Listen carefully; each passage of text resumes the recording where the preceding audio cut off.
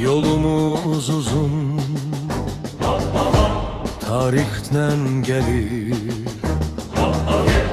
Her addımında bir hikmet bilir. Vətənə xidmət, insanın şərefi. Korkmaz ürəklər sabahı getirir.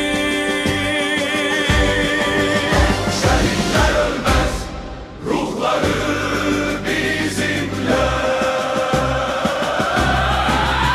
Şehitler ölmez, oğları yükselip her çağda.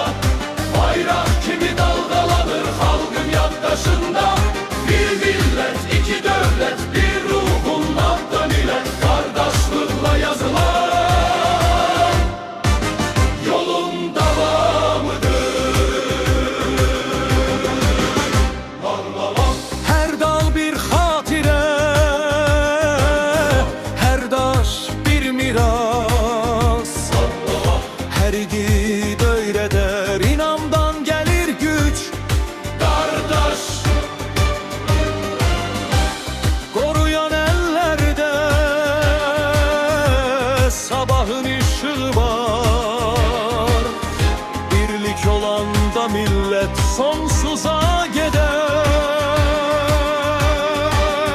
şehitler ölmez, yaşayan bir adır.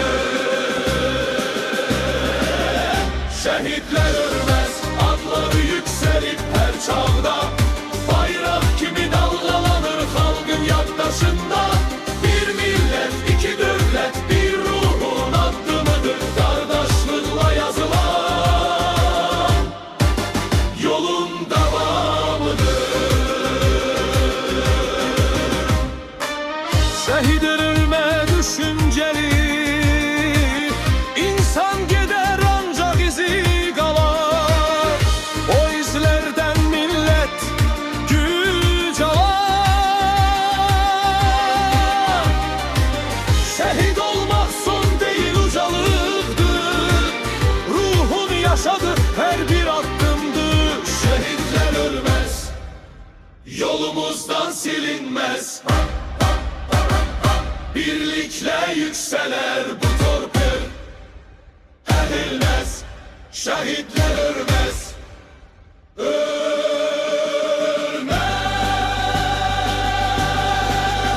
Şehitler ölmez, adları yükselip her çağda. Bayrak kimi dalgalanır halkın yaktaşında.